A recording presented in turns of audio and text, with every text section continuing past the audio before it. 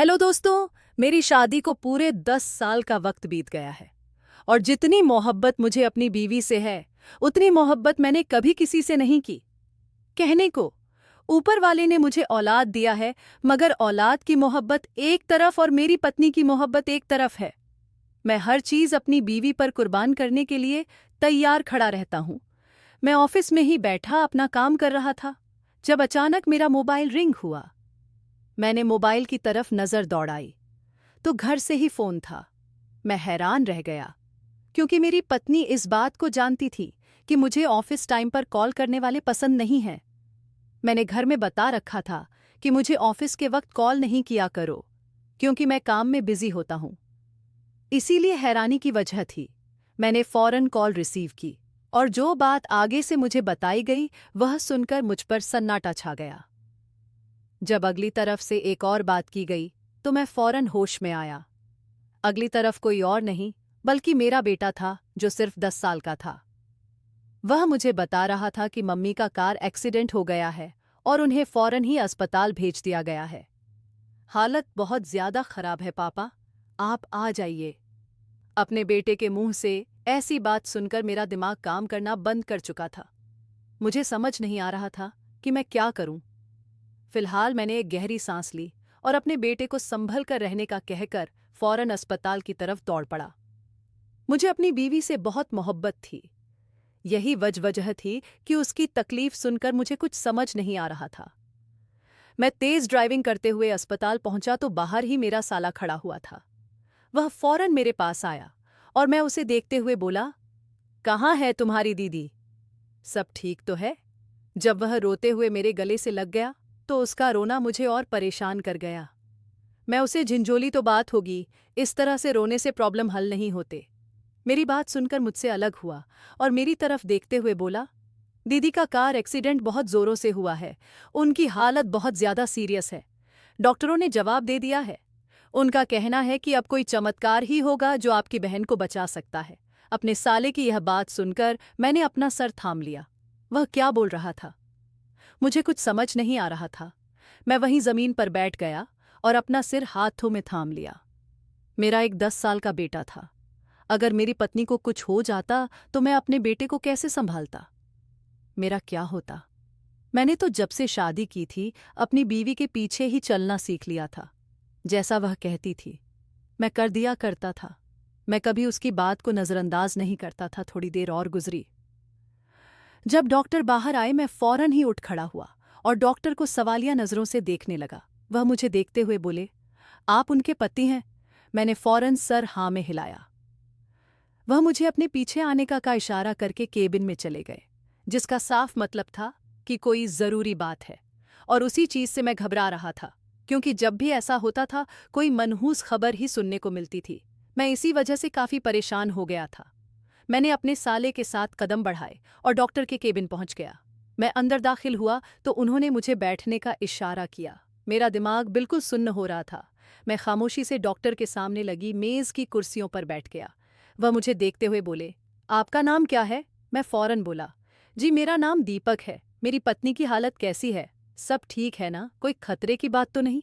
मेरी बात सुनकर डॉक्टर ने सिर को हल्की झुकाव दी और मुझे देखते हुए बोले, देखिए मिस्टर दीपक, आपको हिम्मत से काम लेना होगा। आपको मालूम है आपकी पत्नी का बहुत खतरनाक एक्सीडेंट हुआ है जिसमें उनके दोनों पैर खत्म हो चुके हैं। उनकी हालत इतनी खराब थी कि अगर समय पर उनका इलाज ना कराया जाता तो वह जिंदगी की बाजी हार जाती। हाँ, हम ये नहीं कहते कि आपकी पत्नी कभी पैरों पर खड़ी नहीं हो पाएंगी। ऐसा हो सकता है कि उनके पैरों की ताकत वापस आ जाए, लेकिन फिलहाल वह अपने पैरों पर खड़ी नहीं हो सकती। डॉक्टर की बात सुनकर ऐसा लगा जैसे मैं सांस लेना तक भूल गया हूं। जिस पत्नी को मैंने हथेली का छाला बनाकर रखा था वह इतनी बड़ी तकलीफ में मुब्तला हो चुकी थी। मैंने कभी इसका तसव्वुर भी नहीं किया था। मैं खामोशी से डॉक्टर के केबिन से बाहर आकर कॉरिडोर में बिल्कुल चुप होकर बैठ गया। मुझे कुछ समझ नहीं आ रहा था कि मैं क्या बोलूं। मेरा साला भी मेरे पास बैठा हुआ काफी रो रहा था।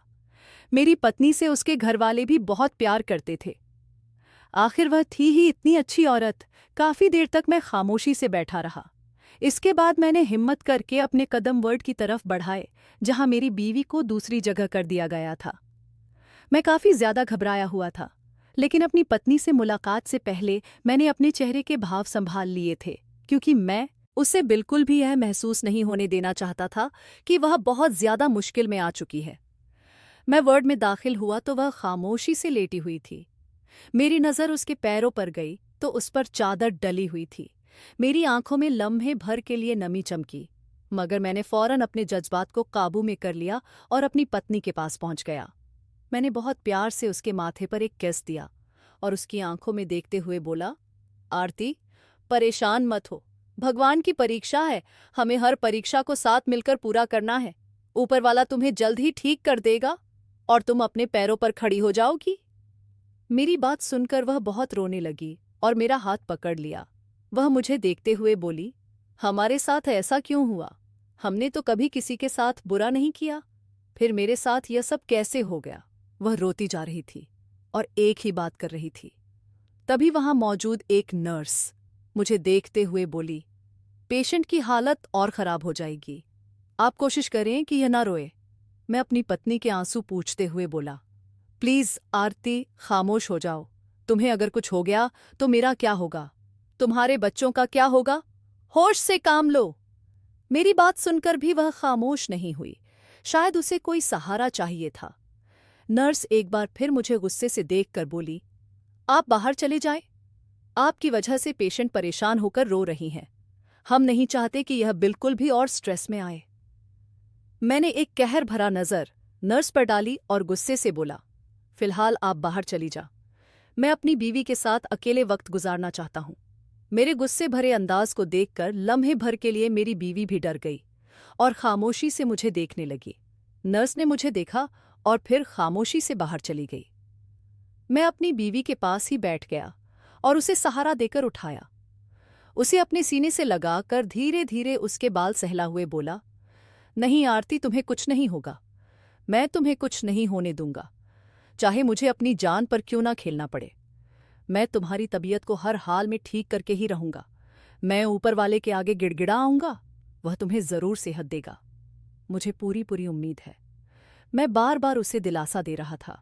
वजह यही थी कि मेरे पास सिर्फ मेरी एक पत्नी थी, जिससे मैं बहुत मोहब्बत करता था। मेरा बेटा भी अपनी माँ से इससे बहुत मोहब्बत करता था और हम दोनों ही आरती को कुछ नहीं होने दे सकते थे। थोड़ी देर बाद वार्ड में डॉक्टर आ गई थी। उनके साथ वही नर्स भी मौजूद थी। डॉक्टर मुझे देखते हुए बोली, अगर आप इस तरह से करेंगे तो आपकी पत्नी कभी ठीक नहीं होगी। मैंने अभी आपसे कहा था कि आपको हौसले से काम लेना होगा। मैं खामोश हो गया था। भला मैं क्या ही बोलता। मैं खामोशी से बाहर आकर बैठ गया था। वह लोग अब अपनी कार्रवाई करने लगे थे। करीब 2 मेरी पत्नी को और अस्पताल में रखा गया और फिर उसे जाने की इजाज़त दे दी गई। मैं उसे बहुत एहतियात से अपनी गोद में उठाकर घर लाया।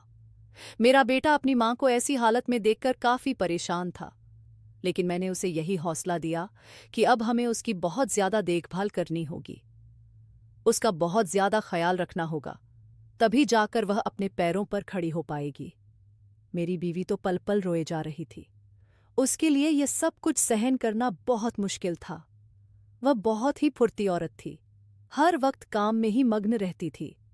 अब उसे एक जगह बैठना भी पसंद नहीं आ रहा था, मगर मैंने उसे यही समझाया कि कुछ वक्त के लिए आराम करो, उसके बाद तुम खुद अपने पैरों पर खड़ी होकर हम सबका ख्याल रखोगी। और वह बस खामोशी से मेरी बातें सुन रही थी। न वह अब किसी बात का जवाब देती थी और न ही आगे से कोई सवाल करती थी, वरना हर वक्त वह मेरे साथ उलझती रहती थी, प्यार जताती थी। उसकी यही अदा तो मुझे भाती थी और मैं उससे मोहब्बत करता था। लेकिन अब जो मेरे साथ हो चुका था, उसके सहारे मुझे किसी भी तरह जिंदगी को गुजारना था। वक्त धीरे धीरे गुजरने लगा था, लेकिन उसकी तबीयत में बिल्कुल भी फर्क महसूस नहीं हो रहा था। हम सब बहुत ज्यादा परेशान हो गए थे कि अचानक से उसकी तबीयत इतनी ज्यादा क्यों खराब हो गई है। अब तो वह ठीक से खाना भी नहीं खा पा रही थी। हाँ, उसके पैर टूट गए थे, लेकिन इतनी हालत भी खराब नहीं थी कि वह अपने हलक से एक निवाला भी ना उतार पाए। मैंने यही सोचा कि एक बार उसका अस्पताल में चेकअप करवा देता हूँ, ताकि मालूम हो सके कि उसे कोई बीमारी तो नहीं हो गई। यही सोचकर मैंने अपनी बीवी को लिया और अस्पताल पहुंच गया। वहां डॉक्टर ने मुझे यही सिखाई है, बताया कि फिलहाल उनकी तबीयत ऐसी ही रहेगी ना, कुछ खाने को दिल करेगा और ना ही कुछ बात करने को। आप लोगों को बहुत ही तरीके से उनके साथ व्यवहार रखना पड़ेगा, वरना बहुत ज्यादा समस्या हो जाएगी। मुझे हद से ज्यादा परेशानी होने लगी थी कि अब क्या होगा। वक्त और तेजी से गुजरने लगा था। मेरी बीवी की तबीयत को पूरे 2 महीने का वक्त बीत गया था और इन 2 महीनों के दौरान मैं अपनी बीवी के एक बार भी करीब नहीं गया था। यह बात मुझे बहुत ज्यादा तकलीफ देती थी। मैं एक मर्द था और एक मर्द की बहुत सी ख्वाहिशें होती हैं। मैं जुबान से नहीं कहता था, लेकिन मेरा शरीर उस ख्वाहिश की जरूरत था। मैं कुछ सोचकर आज अपनी बीवी के पास लेट गया था। मैंने यही सोचा था कि मैं लफ्ज़ों और बातों में ही उसे अपनी इच्छा समझाने की कोशिश करूंगा कि मैं क्या चाहता हूं। हाँ, मैं इस बात को मानता था कि उसकी तबीयत ठीक नहीं है और मैं उसकी तबीयत को देखकर बहुत ज्यादा परेशान भी था। मगर मैं यह भी चाहता था कि मैं उसके साथ ताल्लुक बना लूं, उसके साथ संबंध कायम कर लूं। यही सोचकर मैंने उसकी कमर पर हाथ रखा था। जब वह तुरंत बोली, हाथ हटाइए, मुझे दर्द हो रहा है। उसकी दर्द भरी आवाज सुनकर मैंने तुरंत अपना हाथ पीछे कर लिया। मैंने उसकी तरफ देखा तो वह आंखें बंद करके लेटी हुई थी। मैं तुरंत बोला, आरती, एक बात कहूं? उसने सिर को हल्की से हिलाया। मैं उसके चेहरे को अपने दिल में बसा हुए बोला, इस वाकये को पूरे 2 महीने बीत गए हैं और मैं बहुत अजीब कैफियत में हूं। तभी अचानक उसने अपनी आंखें खोल लीं और मेरी तरफ देखते हुए बोली, आप परेशान ना हो, मैं जल्दी ठीक हो जाऊंगी। मैंने तुरंत जवाब दिया, हाँ, मुझे इस बात का पता है। दरअसल मैं कुछ और चाहता हूं। मैं बात को ज्यादा तूल नहीं देना चाहता था, क्योंकि वह मेरी पत्नी थी और मैं उसका पति। उस पर यह जरूरी था कि वह मेरी जरूरत को समझे।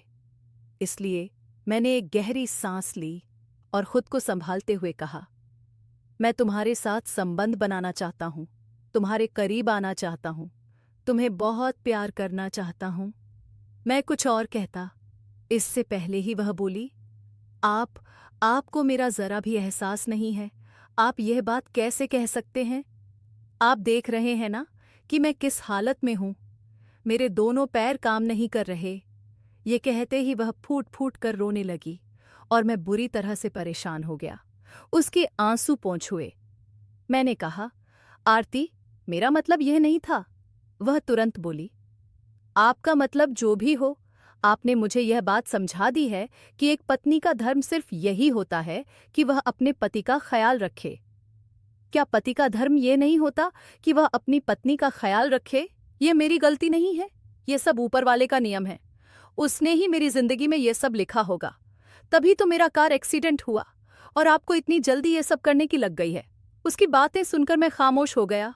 मैंने उसके आंसू पोंछ हुए कहा, नहीं, बस मैं तुमसे अपनी तकलीफ साझा कर रहा था, मुझे माफ करना। अब मैं तुम्हें दोबारा इस बात के लिए परेशान नहीं करूंगा। तुम आराम करो, मैं छोटे को देख आता हूं। यह कहते हुए मैं तुरंत अपने बेटे के कमरे की ओर बढ़ गया, क्योंकि अब मैं अपनी पत्नी का और सामना नहीं करना चाहता था। उसने जिस तरह से मुझसे बातें की वह मुझे बहुत बुरी लगी ना।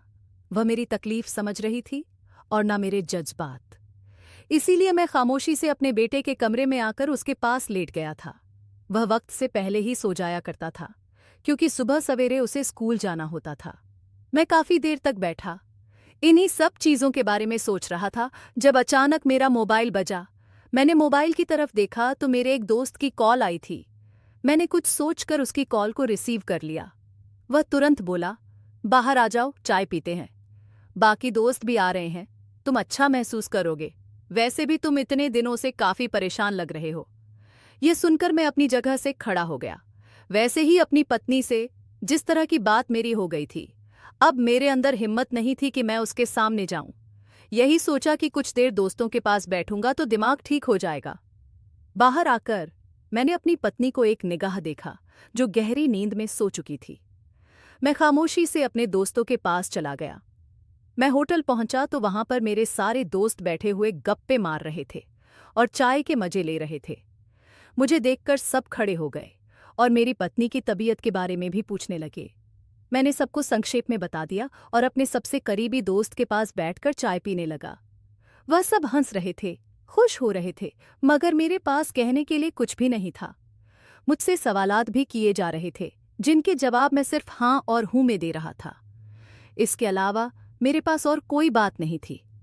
थोड़ी देर बाद सब जाना शुरू हो गए। तभी मेरे सबसे करीबी दोस्त ने मेरा हाथ थाम लिया और मुझे देखते हुए बोला, क्या हुआ? तुम मुझे इतने परेशान क्यों लग रहे हो? कोई बात है? तुम्हारे चेहरे की हवाइयां उड़ी हुई हैं। मुझे बताओ, भाभी की तरफ से परेशान हो या फिर कोई और बात है? यह सुनकर मैं चुप हो गया। मैं उसे कैसे बताता कि मैं अपनी झाती जिंदगी में कितना ज्यादा परेशान चल रहा हूं? उसने मेरे कंधे पर हाथ रख लिया और मुझे अपने साथ लगाते हुए बोला, जिंदगी में उतार चढ़ाव आते हैं। जिंदगी नाम ही मुश्किलों का है, मगर तुम इस तरह से अपने चेहरे को उदास कर लोगे और अपनी जिंदगी को भूल जाओगे तो कैसे आगे की जिंदगी बिताओगे? मुझे बताओ तो सही, बात क्या है? मैं तुम्हारी हर परेशानी को दूर करने की कोशिश करूंगा। तुम मुझे अपना भाई कहते हो और फिर भाई को अपनी परेशानी भी नहीं बताते। वह मुझे इमोशनल ब्लैकमेल कर चुका था। मैं काफी देर तक खामोश रहा और फिर उसकी तरफ देखते हुए बोला, तू जानता है, तेरी भाभी के पैर टूट गए हैं। उनकी हालत ऐसी नहीं है कि वह मुझे या अपने बच्चे को वक्त दे सके। मैं ये नहीं कहता कि मैं उनसे नाराज हो रहा हूं या अब यह सब चीजें देखकर बोर हो चुका हूं। मैं एक मर्द हूं यार, तू जानता है ना। मैं हर चीज पर समझौता कर सकता हूं, हर चीज को बर्दाश्त कर सकता हूं, लेकिन मैं फी मर्द हूं जिसको अपनी ख्वाहिश के लिए एक औरत चाहिए होती है। हाँ, मैं अपनी पत्नी से बहुत मोहब्बत करता हूं और इस बात से मैं इनकार नहीं कर रहा। मैं यह बोलकर खामोश हो गया, जबकि वह मेरी बात मतलब समझ चुका था। वह मुझे देखते हुए बोला, हाँ, मैं तेरी बात बहुत अच्छे से समझ गया हूं, लेकिन अब क्या कर सकते हैं? भाभी की तबीयत तो वाकई ऐसी नहीं है कि तू उनके करीब जाए, मगर एक हल है।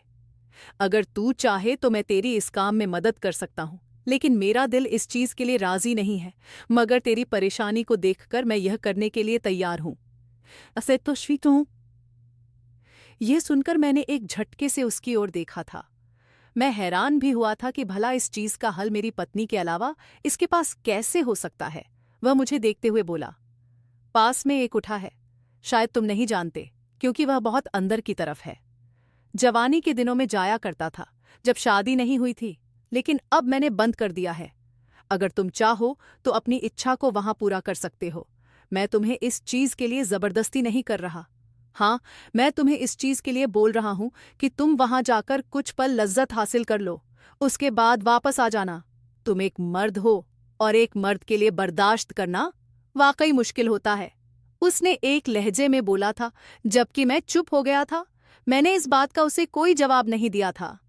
रात काफी हो चुकी थी, इसलिए हम दोनों खड़े हो गए थे।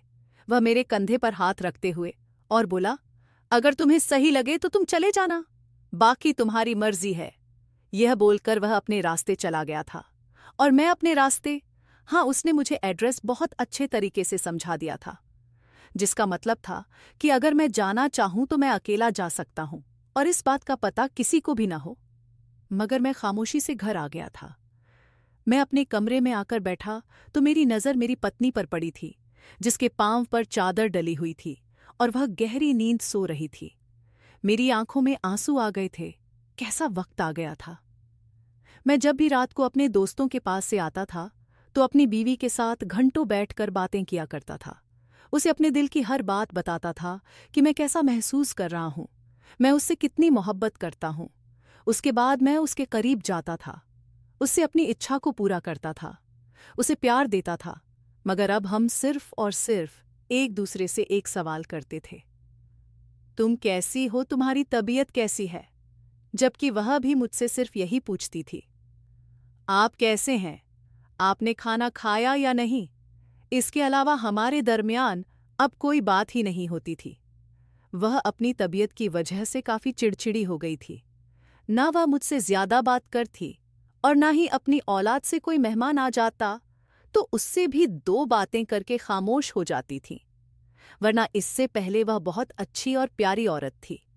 मगर अब उसका रवैया जितना बदल रहा था, यह सब चीजें मुझे बहुत ज्यादा तकलीफ दे रही थीं। मैं काफी देर तक बैठा उसे ही देखता रहा। और फिर कब मैं गहरी नींद में गया। मुझे कुछ पता नहीं लगा। वक़्त और तेजी से गुजरता चला गया था। मेरे दोस्त रोज मिलते थे, लेकिन मैं कभी कभी ही जाया करता था। आज भी मेरे दिल में यह ख्वाहिश पैदा हो रही थी कि मैं अपनी पत्नी के करीब जाऊं। यही सोचकर मैं कमरे में आया तो वह दर्द से कराह रही थी। मैं उसके पास बैठ गया और उसकी दवाइयां देखने लगा, जो वह दर्द के लिए खाया करती थी। मैंने फौरन ही उसकी तरफ दवाई बढ़ा दी, जो वह मुंह में रखकर निगल चुकी थी। उसके बाद उस पर नींद तारी होती चली गई थी और वह सो चुकी थी, लम्हे भर के लिए। मुझे उसकी जात पर रहम आया था कि वह कितनी बेबस हो गई है। अगर मैं या नौकरानी उसकी मदद नहीं करते थे तो वह वॉशरूम तक नहीं जा पाती थी। उसकी लाचारी को देख मुझे तरस आ रहा था। मगर अचानक ही मेरी आंखों में एक अजीब सा सर्द बना था और मैं कमरे से उठकर बाहर आ गया था। मैं बेचैनी के आलम में जमीन को घूर रहा था। मेरे दोस्त की बात मेरे दिमाग में घूम रही थी, जो उसका ट्रीटमेंट कर रहा था। यही सोचकर मैं अस्पताल की फार्मेसी से ही दवाइयां ले रहा था। दवा लेकर मैं डॉक्टर के केबिन की तरफ बढ़ा तो अचानक मेरे नाम की पुकार पर मैं अपनी जगह पर ठहरा था। मैंने पलटकर देखा तो एक लेडी डॉक्टर खड़ी हुई थी। उसने सफेद कोट पहना था और हाथ में कुछ फाइलें थीं। मैंने फौरन इनकी तरफ बढ़ा और हेलो किया। जब वह मुझे देखते हुए बोली थी, आप यहाँ कैसे? और कुछ पल चुप हो गई थी और फिर बोली थी, मैं पूछ सकती हूँ कि आपको मेरा नाम कैसे पता? मैंने दरअसल अपनी पत्नी की दवाइयां लेने के लिए आया था और उनके डॉक्टर से भी मुलाकात करना चाहता था। वह फौरन बोली थी, हाँ, मैंने आपका जिक्र सुना था। डॉक्टर गौतम के ही पेशेंट है। ये ना ब है। मैंने सिर को हाँ में हिलाया था। वह फौरन बोली थी, तो किस लिए आते हैं आप उनके पास?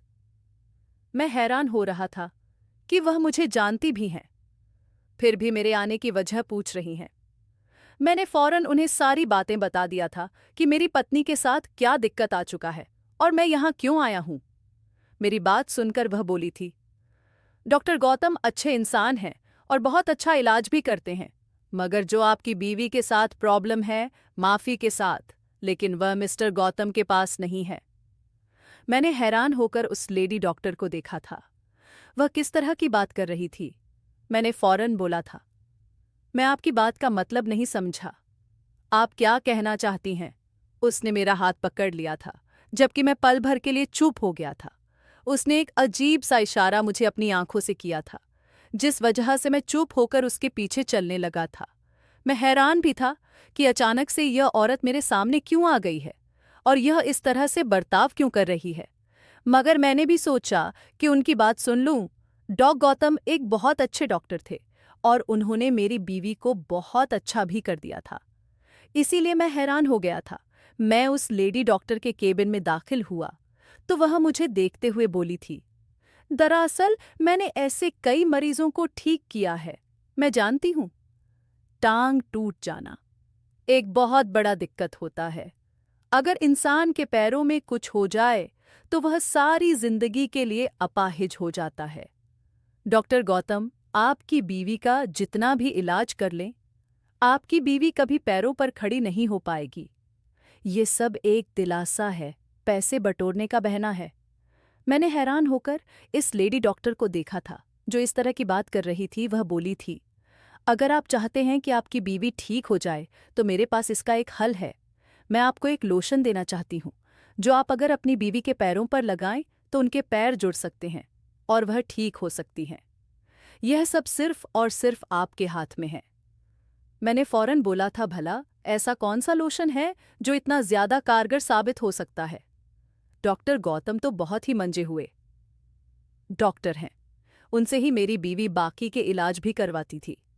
इसीलिए मैंने उनसे यह इलाज भी करवाने के बारे में सोचा था। क्या उन्हें इस लोशन के बारे में मालूम है? वह सिर नहीं में हिलाते हुए बोली थी, इस लोन के बारे में किसी को नहीं मालूम। आप मुझे बहुत ही भले इंसान लगते हैं, इसीलिए मैंने सोचा कि मैं आपको इस बारे में बता देती हूँ। अगर आप चाहते हैं कि आप अपनी बीवी को ठीक करें तो मुझसे वह लोशन खरीद सकते हैं।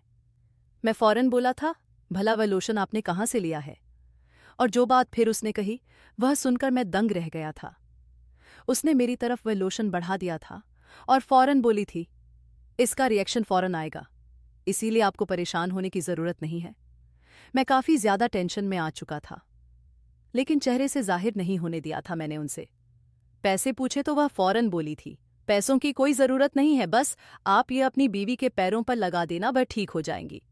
मैं फौरन राजी हो गया था और अपने घर की तरफ आ गया था। मैं काफी ज्यादा खुश भी था कि अगर मेरी बात एक लोशन के जरिए ठीक हो सकती है तो क्या ही बात हो जाएगी। बेचारी ने इतना दर्द सहा है, इतनी गोलियां खाई हैं, और मैंने भी कितना सहा है।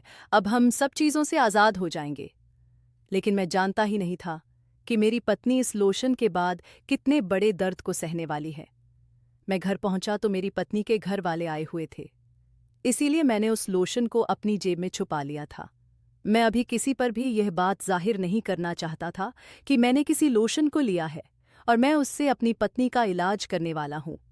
मैं चुपचाप अपने ससुराल वालों के पास जाकर बैठ गया था और उनसे यहाँ वहाँ की बातें करने लगा था। मेरा साला मुझे सख्ती से कह रहा था कि आपको मेरी बहन का बहुत ख्याल रखना है, उसे बिल्कुल भी तकलीफ नहीं देनी है। मैं भी सिर को हल्की हल्की झुका रहा था। भला मैं इसके अलावा कर भी क्या सकता था। मैं उसकी बहन का बहुत ज्यादा ख्याल रख रहा था, लेकिन कहते हैं ना, भाई बहनों में इतनी मोहब्बत होती है कि उन्हें किसी तीसरे पर यकीन नहीं होता। ऐसा ही हाल मेरे साले का भी था, लेकिन मैंने बिल्कुल भी उसे इस बात के लिए कुछ नहीं कहा था। कई बार मुझे उसका रवैया बहुत बुरा भी लगा था, उसका अंदाज भी अजीब लगा था, लेकिन मैंने फिर भी अपने होठों को सी रखा था। वह लोग लगभग 2 से 4 घंटे हमारे घर बैठे थे और फिर अपने घर की तरफ रवाना हो गए थे। उनके जाने के बाद मैंने अपनी बीवी को वॉशरूम ले जाकर वहां से वापस ले आया था। फिर वह कमरे में आकर लेट गई थी, जब मैं फौरन उसके पास ही बैठकर कहा कोसाता पिप बिट्टी गया था और उसका चेहरा थाम हुए बोला था, मैं जो तुम्हारे लिए लाया हूं तुम्हें आज बिल्कुल ठीक कर देगा। वह मेरी तरफ हैरान होकर देखने लगी थी कि भला मैं क्या बोल रहा हूं। यकीनन उसको मेरी बात समझ नहीं आई थी जब मैं फौरन बोला था, आज मैं डॉक्टर के पास गया था। डॉक्टर गौतम से तो मुलाकात नहीं हुई, लेकिन एक लेडी डॉक्टर से मुलाकात हुई है। उसने मुझे तुम्हारे मर्ज के लिए एक लोशन दिया है। उसने कहा है कि अगर मैं तुम्हारे इन टूटे हुए पैरों पर इस लोशन को आऊंगा तो तुम ठीक हो जाओगी। वह फौरन बोली थी, भला कैसा लोशन? और जो बात इस डॉक्टर ने बताई थी, फिर मैंने उसे वो भी बताई कि यह लोशन उन्होंने अपने खून से तैयार किया है और इसमें कुछ ऐसी दवाइयां मिलाई हैं जिससे तुम बिल्कुल ठीक होकर अपने पैरों पर खड़ी हो जाओगी। मेरी बात सुनकर वह हैरान हो गई थी और फौरन बोली थी, नहीं दीपक, यह हमारे लिए खतरनाक भी साबित हो सकता है। ना जाने क्यों मुझे यह सब ठीक नहीं लग रहा। भला कोई कैसे अपने खून से लोशन बना सकता है? यह सब मुझे बहुत ज्यादा अजीब लग रहा है। वह फौरन अपना राय रखते हुए बोली थी, जबकि मैं उसकी बात काटते हुए बोला, अरे तुम्हें नहीं पता, वह बहुत ही मंजी हुई डॉक्टर लग रही है। यकीनन उसने कोई ना कोई बात तो मुझ में देखी होगी, तभी उसने यह लोशन मुझे दिया है। तुम चिंता मत करो, तुम्हें कुछ नहीं होगा, और यह मामूली सा लोशन तुम्हारा क्या ही कर लेगा। यह कहते हुए मैंने उसके पैरों से चादर हटाई थी। उसके पैर बहुत ज्यादा टेढ़े हो चुके थे और चलने के काबिल नहीं रहे थे। मैंने उसकी शलवार को थोड़ा ऊपर किया था और फिर वही लोशन उसके पैरों पर लगाना शुरू कर दिया था। मगर जैसे ही मैंने उसके पैरों पर थोड़ा सा लोशन लगाया तो एकदम मेरी बीवी तकलीफ से तड़प उठी थी और जोर जोर से चिल्लाने लगी थी। इस लोशन ने लम्हे में ही मेरी बीवी की पैर को जला के रख दिया था। मैं फौरन हैरान हो गया था और मैंने जल्दी से उस लोशन को साफ किया था, लेकिन बहुत देर हो चुकी थी, क्योंकि वह लोशन उस लेडी डॉक्टर ने अपने खून से नहीं बल्कि किसी तेजाब से बनाया था। मेरी बीवी का पैर बहुत बुरी हालत में पहुंच चुका था। मैंने जल्दी जल्दी उसके पैरों पर पानी डालना शुरू कर दिया था, जिसकी वजह से वह थोड़ा बेहतर हो गया था, लेकिन उसकी हालत काफी खराब हो गई थी। मैंने फौरन ही एक डॉक्टर को अपने घर बुला लिया था। उन्होंने मरहम पट्टी कर दी थी और जब उन्होंने लैबोरेटरी टेस्ट के लिए उस लोशन को भेजा तो पता चला था कि वाकई उस लोशन में जाब डाला गया था, जिसकी वजह से कुछ बूंद ने ही मेरी बीवी के पैरों को जला दिया था। मैं हैरान था कि यह लेडी डॉक्टर कौन थी। मैं फौरन ही अस्पताल गया था और मैंने पूरे स्टाफ को हिला के रख दिया था और पता चला था कि वह कोई लेडी डॉक्टर थी ही नहीं। और जब मैंने फुटेज अपनी बीवी को दिखाई तो उसने देखकर मुझे बताया था कि यह तो उसकी एक सहेली है जो उसके बहुत ही करीब थी, मगर उसने ऐसा क्यों किया। और फिर मेरी बीवी ने सोचकर जो बात मुझे बताई वह सुनकर मैं दंग रह गया था कि दुनिया में ऐसे भी लोग मौजूद हैं जो एक दूसरे की खुशियों से इतना जलते हैं कि अगले को इंसान ही नहीं समझते। दरअसल मैंने और मेरी पत्नी ने पसंद की शादी की थी और मेरी पत्नी की सहेली भी मुझे पसंद करना शुरू कर चुकी थी।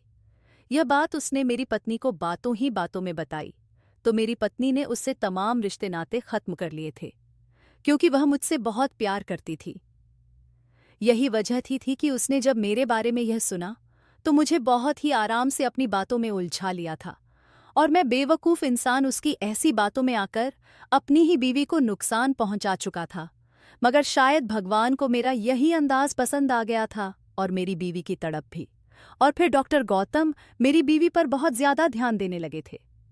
उन्होंने मेरी बीवी को कुछ ही दिनों में इतना बेहतर कर दिया था कि उसके पैर जो टेढ़े हो चुके थे अब सीधे हो जाते थे और अब मैं उसके करीब भी चला गया था, उसके साथ रिश्ते भी कायम कर लिए थे।